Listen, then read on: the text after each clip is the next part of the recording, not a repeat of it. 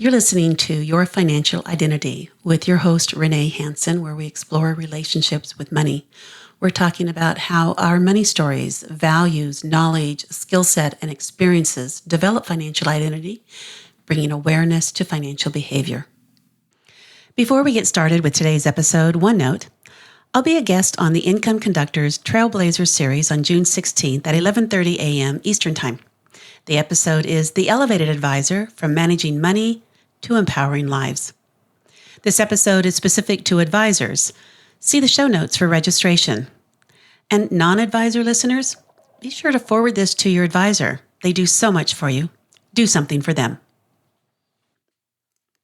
On today's episode, we're going to talk with Sally. And Sally's going to share with us her early money story, where she had parents who were doting, and then they divorced. And her father worked hard to make things financially good for her. This dependency continued post her adulthood. Come along and hear her story on how she learned to be independent and how her money story continues to evolve. Thank you for being here today, Sally, and thank you, listeners, for tuning in today. Talking about money is like fuel for the curious, for sure. It's hearing how others think and feel about their finances. Hearing those stories actually helps us better understand our own relationship with money. And let's be honest, we all have our own money quirks and issues with money. And our relationship with money is very complex. Conversations about money spark curiosity and self-reflection. And I'm hopeful that today, Sally, there will be some of that for you also. And when we hear about how others navigate their financial emotions and habits and histories, it gives us food for thought about our own money relationship. And these conversations are powerful. It helps people find a foundation. It invites curiosity so that they can explore the unseen parts of their financial lives. And hearing about how others think and feel is like a mirror to our own relationship with money. So I thought we would start today, Sally, with where are you from? Originally from Missouri, good old Midwest. Okay. And what brought you to the West Coast? I moved to California just about 10 years ago because I wanted, to live in California, just generally speaking. It had always been a goal of mine. And B, I had the opportunity to work for somebody who I looked up to and presented the chance for me to come out and kind of have a place to put down some roots. So I was kind of in a transitionary part of my life and decided that that was what I wanted to do. And so off I went, and a friend of mine moved with me, and we drove across the country with just everything we owned packed in my car. I had sent my horse ahead of me with a professional rider who was coming back from a competition, so he picked him up along the way. And it was just kind of all put together very quickly, but to meet a goal that I'd had for a long time. I always like to ask the question, what makes you happy and what are your life passions? But you said horse. And that might have just answered the question. That's enough. How long have you been an equestrian? I want to say I started when I was about 13. I certainly was very interested in horses and in riding from a very early age, but I didn't really start to ride until I was about 13, maybe just before I turned 13, and then rode on and off through college and then post into kind of young adult life, just regularly or as regularly as I could. What discipline? The Western? 3-day eventing. Well, that says a lot about who you are. That 3-day eventing can certainly create some challenges in adventuresome life. That's it's for those listeners who don't know what 3-day eventing is. It is dressage and stadium and cross country. And the cross country are the jumps that don't move. They don't collapse. So rider and horse certainly have to be in sync to do that. And that's your passion. Got it. So very much so. What do you do for a living? I actually have found my own kind of niche within the sport of eventing. So now I run a media platform called Eventing Nation that I've worked for about 13 years now, but took over co-ownership and management of about 6 years ago. So I do that and stay very involved in the sport, despite the fact that I don't currently ride or compete myself very much at all. So I do that, and then I have a few handful of clients that I manage on my own, also within the eventing and equestrian space, that I help run their marketing or promotional events or sponsor management and that sort of thing. So all of my work now very much is within that 3-day eventing world. You know, they used to say years ago, as you would listen to your college commencement speech, do what you love. And many people found out that that just didn't provide food on the table. In this situation, you really get to do what you love and earn a living at it. Congratulations. That's pretty powerful there. Thank you. In advance of our meeting, I had asked you to fill out the values worksheet. And one of the things that I'm going to be asking you about is, do you feel like you're living life fully? And I feel like it's a rhetorical question because we just talked about everything that you love to do, you're doing. But beyond doing what you love and earning a living at it, do you feel like you live life fully? Intrinsically, yes. Certainly, I know that I'm very lucky to have landed in the career path that I have now. And I look at some of my peers that have more traditional jobs that they may or may not like. They're certainly not particularly passionate about them in a lot of ways. So I feel the opportunities that my work has provided me to travel and see the world and make connections all over the world, and also make a little bit of money while I'm doing it. I'm very, very grateful for that. I do also recognize, though, that I think the fact that I work a sport that's not quite as glamorous and high end in terms of revenue as some of its counterparts within the equestrian space, and also just kind of knowing the nature of this industry does make it hard to make a substantial living. So I do feel like I do feel like I'm still limited in the amount of life that I can live. But I do also recognize that I get a lot of that opportunity as it is. And I try to kind of live with that mentality of appreciation of what I'm getting in this moment, even if there's more that I hope is still to come. Appreciation in the moment and more to come. Let's go to your values and come back to that more to come in your mind. When you filled out your values worksheet, you'd made it to the 15 and then narrowed it down to the list of 10. And the 10 were adventure, autonomy, flexibility, happiness, health, integrity, meaningful work, relationships, security, and wealth. And you brought it to the 5, which is adventure, autonomy, happiness, health, and security. Now, after our conversation about there's some limitations financially in your career, wealth didn't make it to the top 5. Tell me why.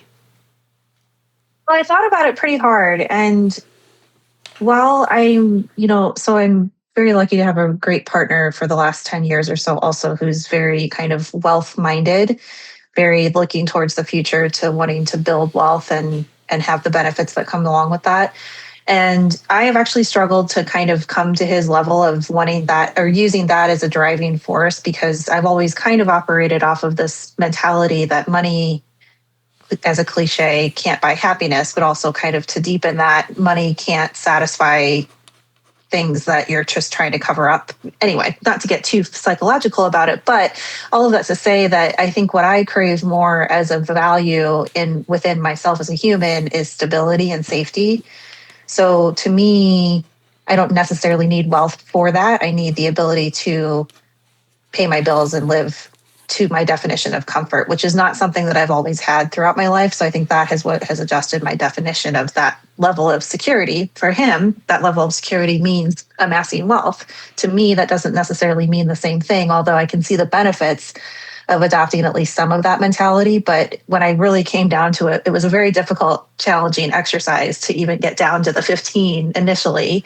And I actually thought that wealth was going to make it through to the final five. But then when I was really looking at it, I was like, no, for me right now, who I am, it's more about being stable and secure than it is about having the wealth. And when I kind of looked closer at the definitions that were on the sheet, that resonated with me stronger. So when you say stability, tell me what that really means to you when you say stability. You mentioned something about being able to pay your bills. Is there more to this? Probably so. I think I've just lived a lot of my life, the majority of my life, without an ability to consistently pay my bills. And that actually is a feeling that I really enjoy. I've actually always enjoyed that level of safety that it gives me to punch the button or write the check when I was younger. I'm not a person that likes to avoid responsibilities. I actually really like to fulfill responsibilities because it makes me feel autonomous, like my value sheet. It makes me feel stable. So I think it really does kind of boil down to that to me, because that creates a level of safety that I can then take into the rest of what I'm doing every day.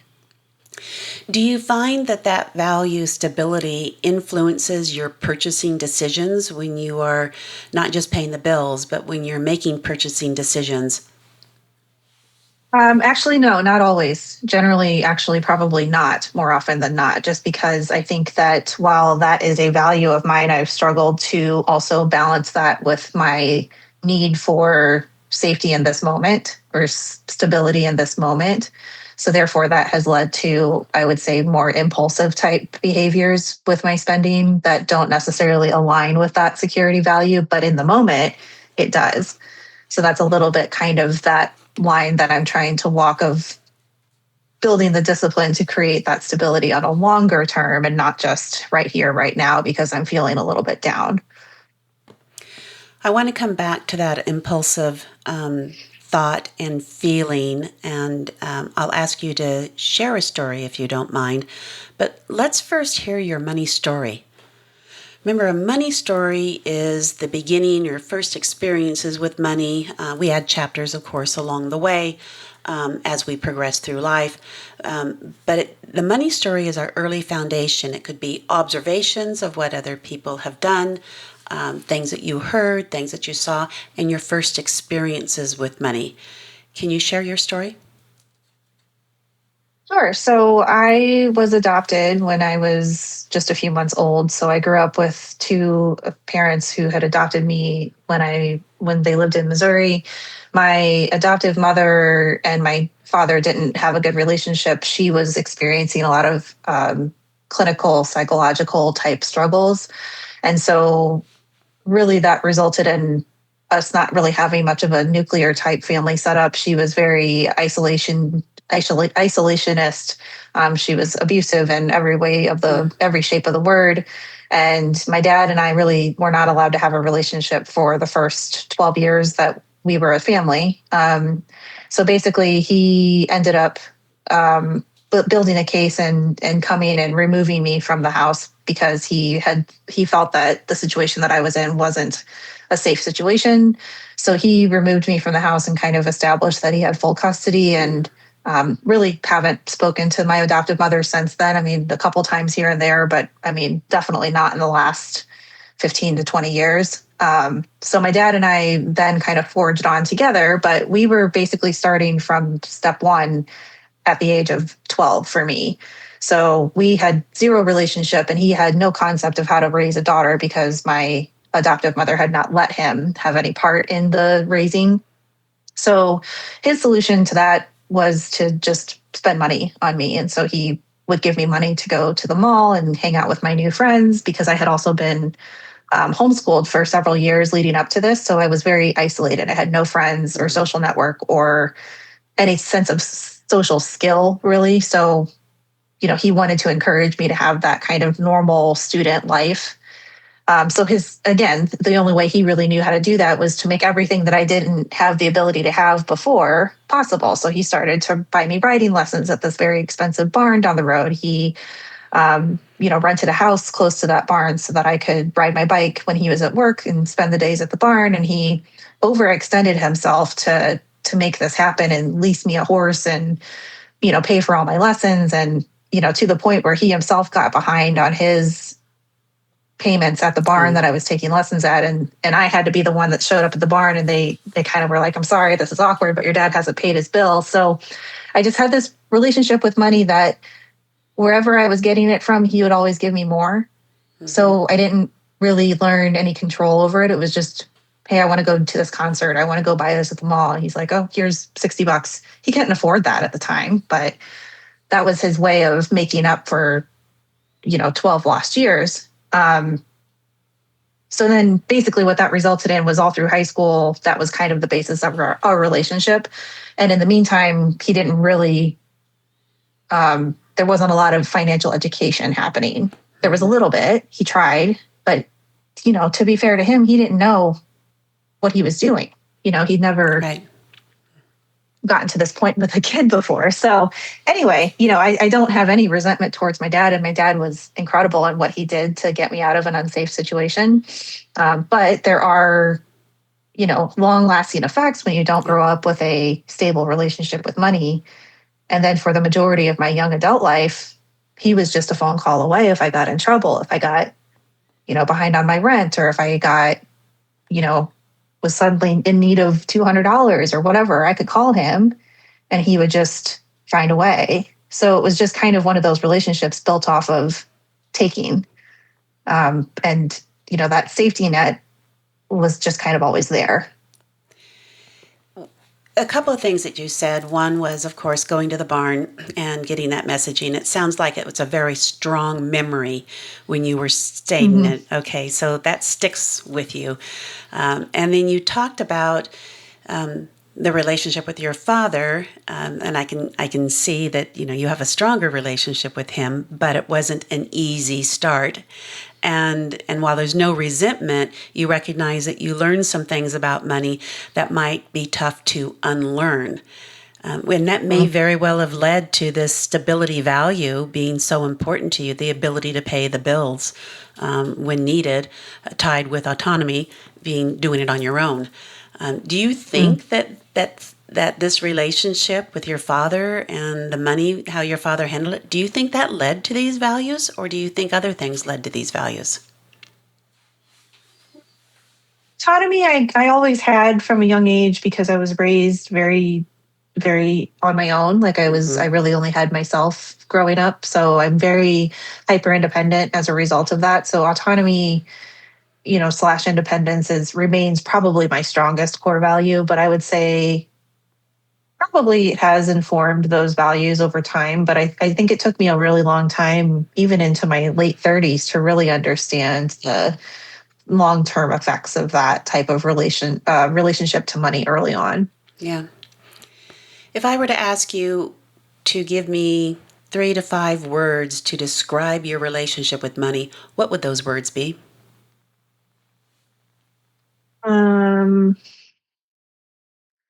Comfort, scarcity, and I guess like desire or craving. Does that desire/craving lead into the impulsive spending? I would say so. Yeah. Okay. Makes sense. It almost sounds like Desire, craving to.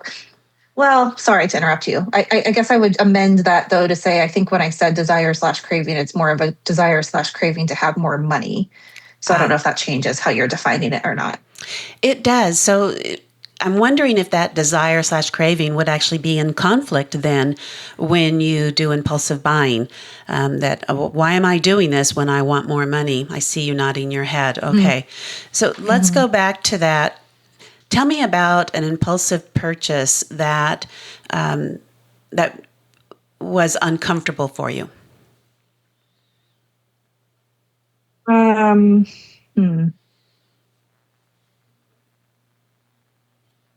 I mean, honestly, purchasing the horse that I brought to California with me was quite an impulse because that was not something I was planning to do at the time that I purchased him, which I think any horse person listening to this can strongly relate to. Being the mother of an equestrian and the grandmother of an equestrian, I relate. Very familiar. So it was impulsive. Tell me what happened. Tell the story of how you found. What's the name of your horse?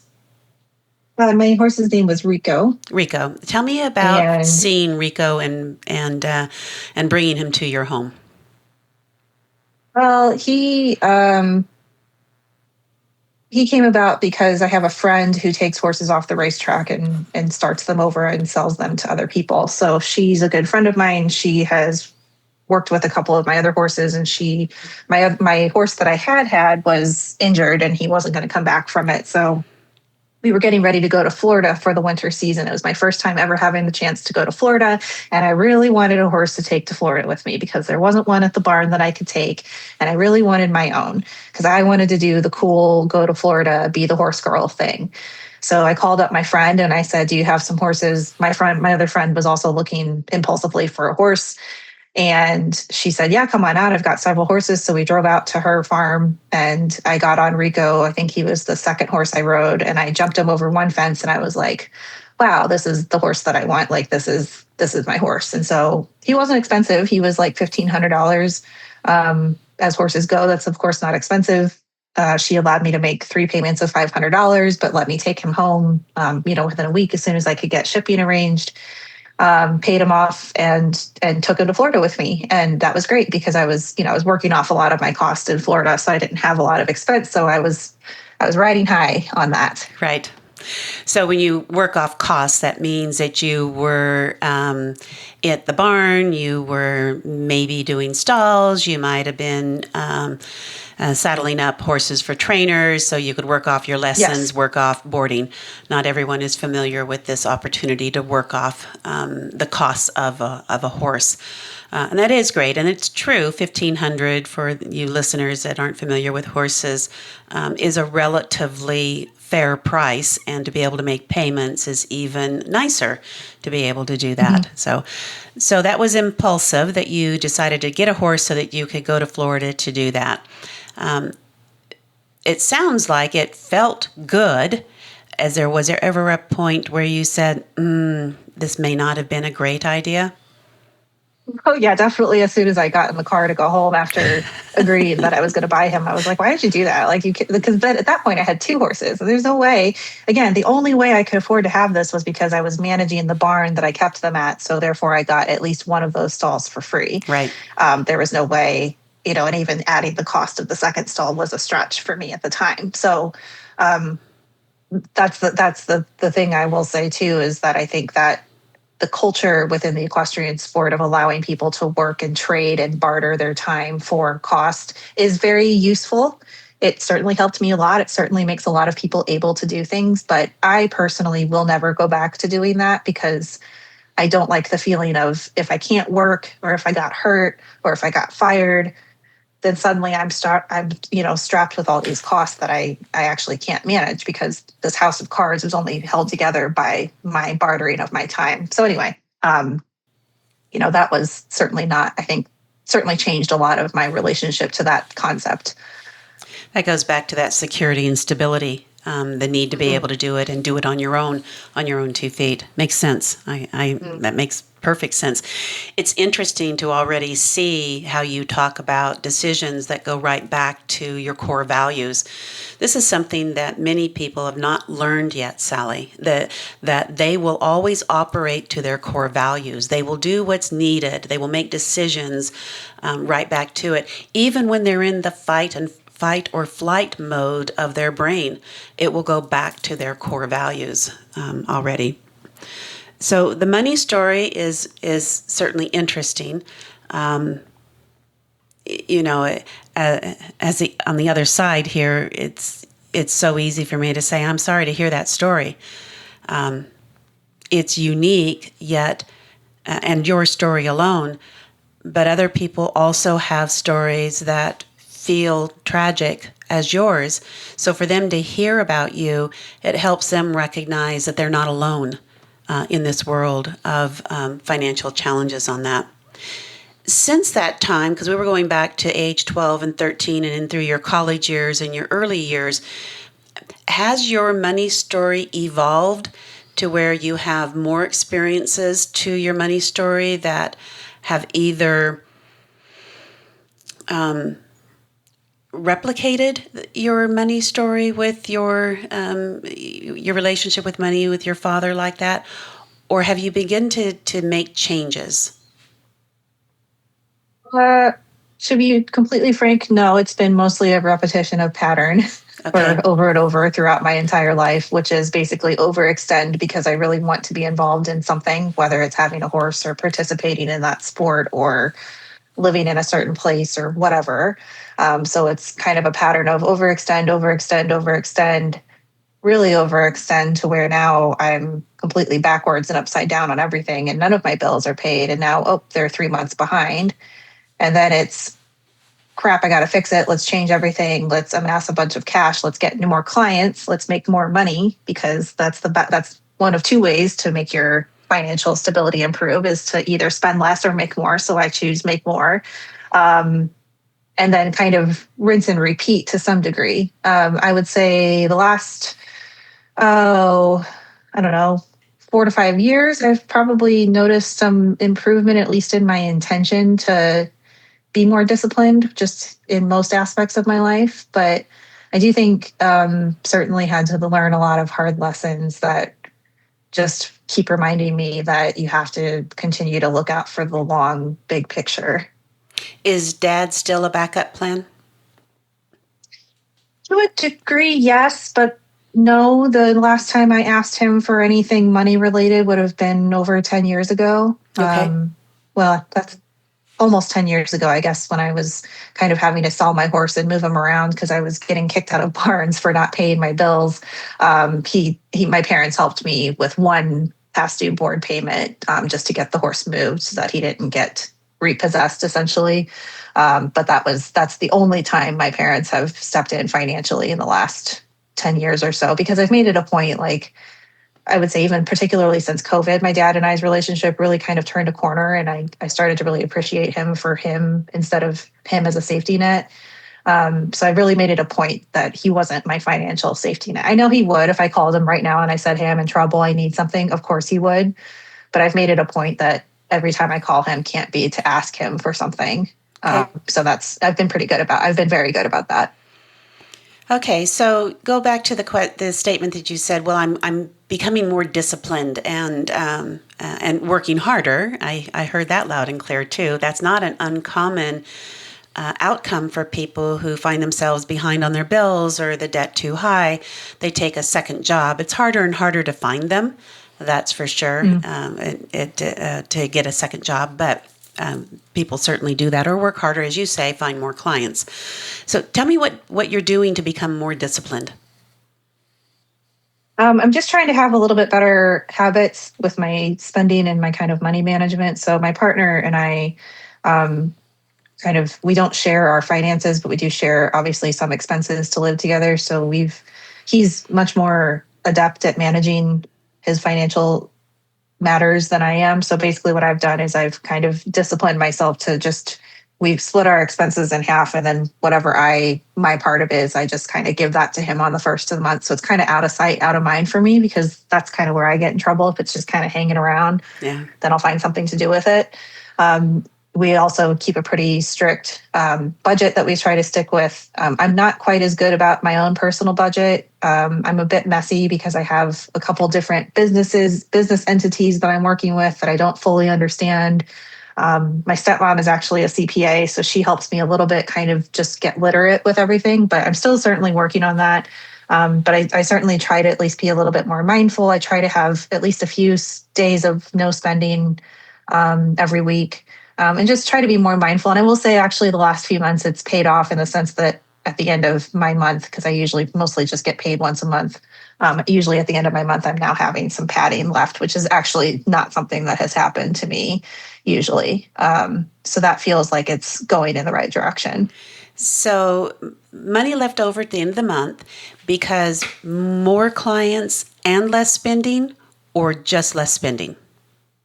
Mostly less spending. I've only taken on one new client in the last couple of weeks, actually, and she's not even starting till March 1st. So right now my income has kind of stayed the same for the last few months. So that's been from a dedicated effort at reducing the spending. Okay, congratulations. Financial identity has 5 components, and the first is the money story that you've shared. The second is the values, which you've also shared. The third is the knowledge. The fourth is the skill set. And then the fifth are the experiences that we can build upon. So you have kind of a combination of knowledge and skill set that you just mentioned.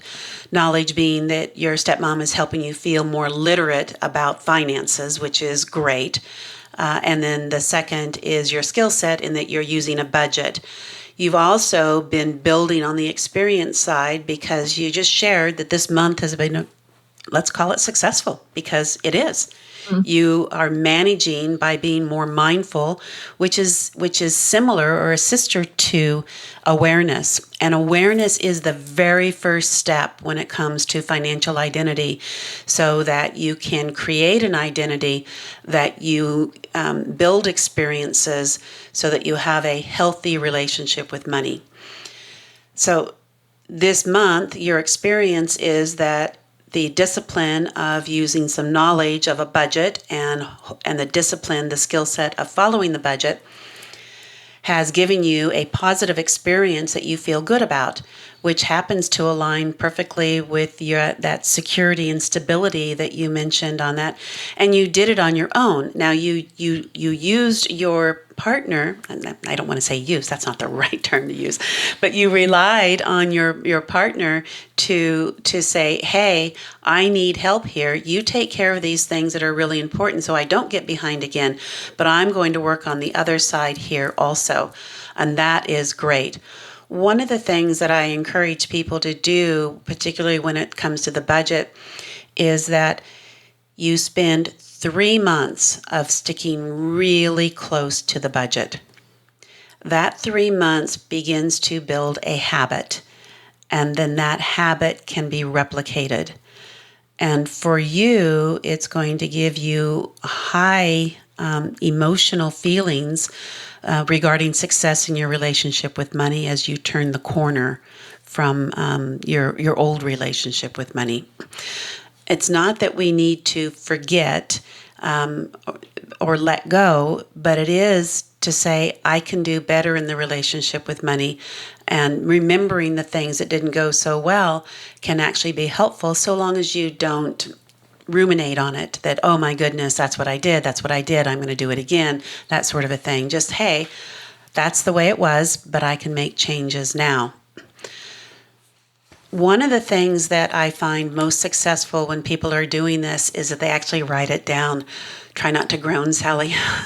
Most people just hate having to do that. But writing it down maintains awareness. It doesn't have to be fancy. It doesn't have to be a spreadsheet. You don't have to do it every morning.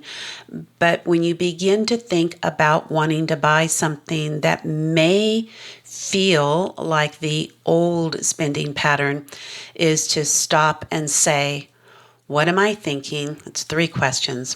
What am I thinking? What am I feeling? Does it align with the goal that I currently have? And your current goal is the budget.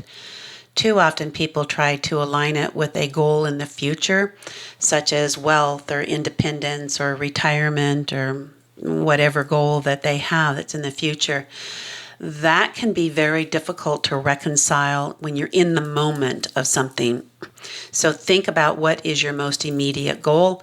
For you, Sally, is the budget. And this way it allows you to stop and reframe. We call it the freeze game, and it allows you to do that. I frequently do it even in the course of the day when I'm at work. And I'll say, okay, what am I doing right now? What am I feeling about it? What am I thinking? Does this really align with the things that I want to accomplish? I, too, can be guilty of doing work that doesn't really move me forward in the course of a day. It's like, oh, well, I can do this. And it's not something that's moving me there. Makes a lot of sense. How does this feel hearing some direction like this? It feels good. I think it kind of builds off of a lot of the work that I've kind of done with, my own work in therapy, just to kind of understand and untangle this. Because I think one of the biggest realizations that I had was my using spending to create comfort in the moment or security in the moment and kind of get that instant gratification to some degree feeling. And I think it's less about the gratification of an item. I'm not really a materialistic person per se, but it's more the control that I have over what I'm doing with my money that feels good in that moment. And I think that has allowed me to kind of separate and to kind of break down to these questions that you're suggesting feel very aligned with kind of the habits that I'm trying to build now. I think it's uh, going back years ago. I remember at the mall, I was shopping at the mall. Mostly I was just getting the kids out and we were walking along the mall, and I saw a dozen things that I said to myself, if I had the money, I would buy that. And as life happens, you get better and you do have a little more money. And I became more discerning. No, I don't really want that. I'd rather have this. Or I thought I wanted that, but I really don't. So narrowing it down, I call it value purchasing. Is, are you really going to get high value from the decisions that you're making? That you're going to look at it and say, I'm so glad I did that, versus why did I do that? I hope I don't do that again. If you were able to continue this for 3 months, Sally, how do you think you would feel about your relationship with money? I feel just more positive, and I think momentum is a thing that is applicable in just about every area of life. And I think the concept of building a habit and using that emotional connection to achieving that habit is a really valuable thing because I know it works for me. So I think looking back on 3 months of habit building and habit reinforcement is probably a really good way to build momentum that I can't really stop unless I really try. Is this stuff that you share with your partner about your success? Mhm. Yeah. Uh, Yeah. Accountability is a huge thing in the money world. That you were able to say, this is what I want to do. It's the same thing in the food world, the diet world, right? Having accountability. Same with money. When you're able to talk with other people and say, this is what I'm trying to do, and this is what I'm doing, this is what I did, and it really worked well for me. Particularly when you are getting ready to potentially make an impulsive decision that it doesn't align with where you are, and you're looking for rationalization. Well, I know this doesn't. I ask myself what I'm thinking. I ask myself what I'm feeling. I'm thinking I probably shouldn't do this, but here are a couple of reasons why I think I should. Oh, it's not going to be available again. Um, you know, this is a real opportunity. I mean, we rationalize with language that makes us feel like we should make this decision. It's the right decision. But if you have someone, call a friend, so to speak, say, this is what I'm thinking about doing. Walk me through it. This is something I should really do. I need your help on making this decision.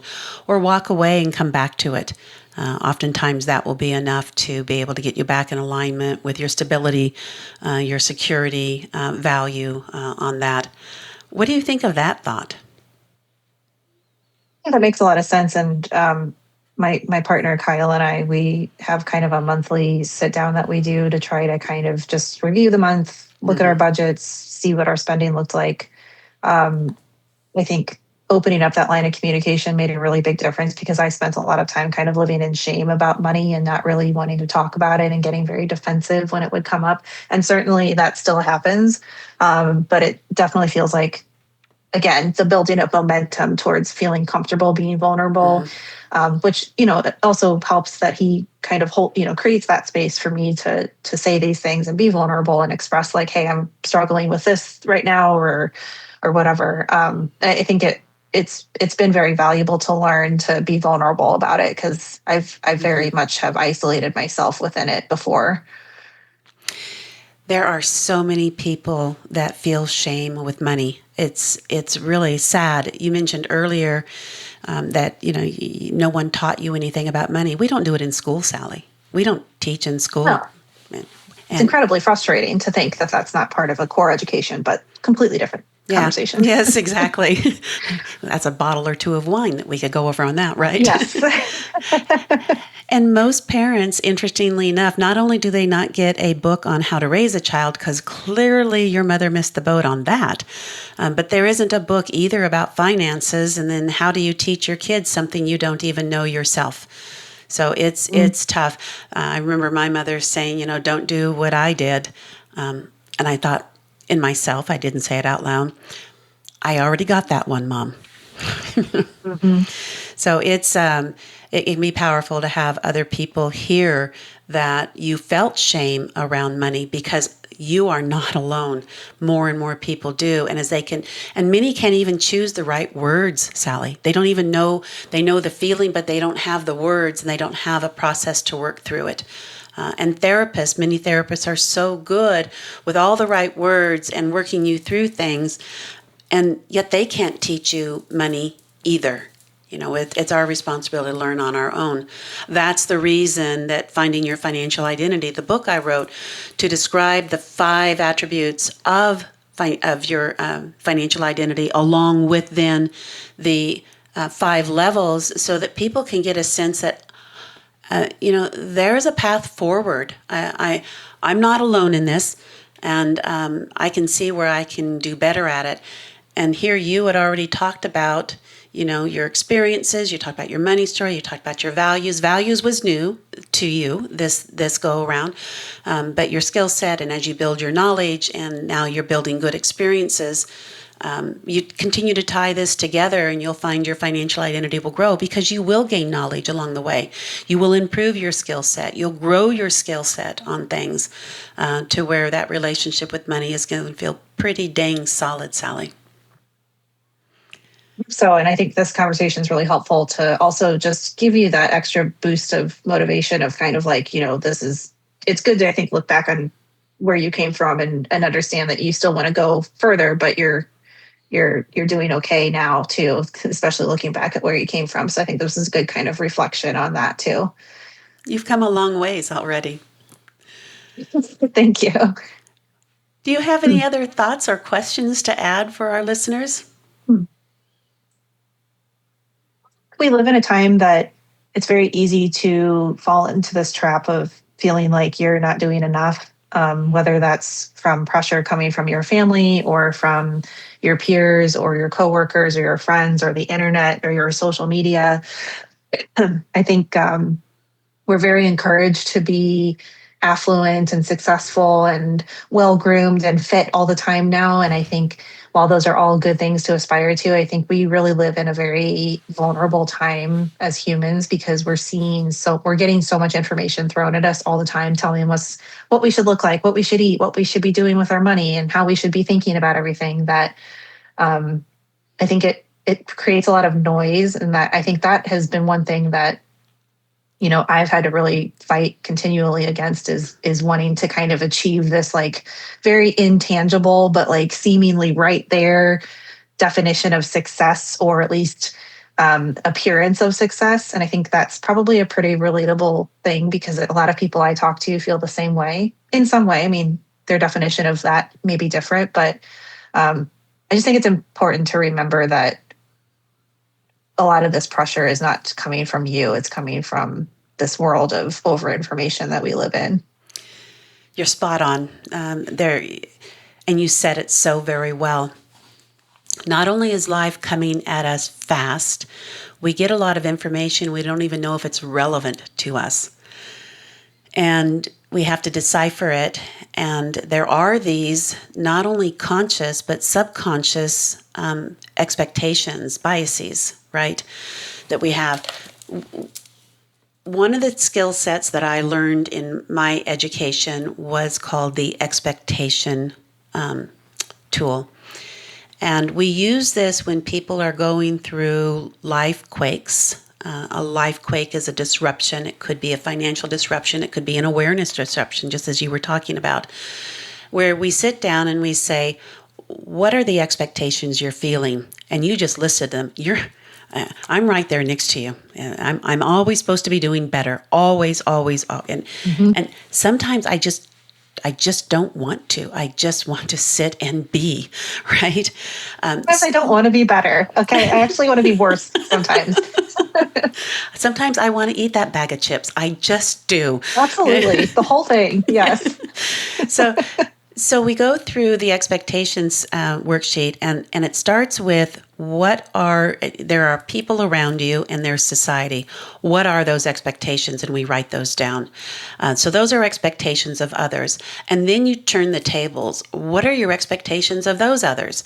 So you might say, my expectation is that media just turns that stuff off. Just turn it off. I don't want to hear it anymore.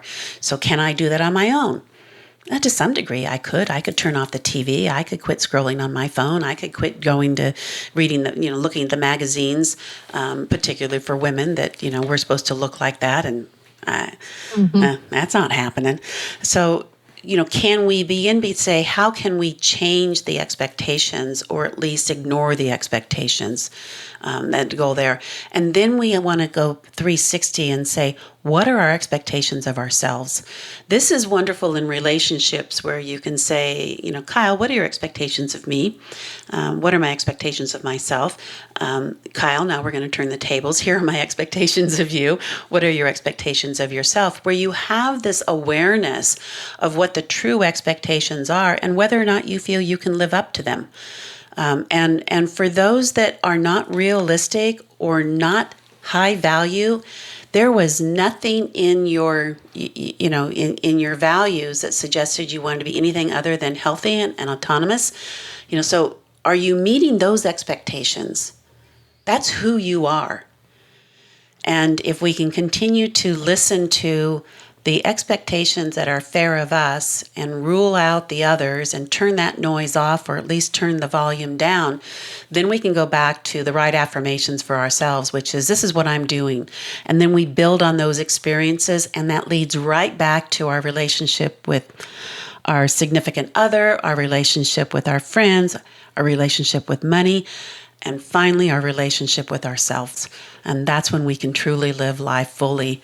It doesn't mean that we won't slip back a little bit, but we begin to build on those experiences, and that's what we begin to view ourselves when we look in the mirror and we nod and say, yeah, nailed it.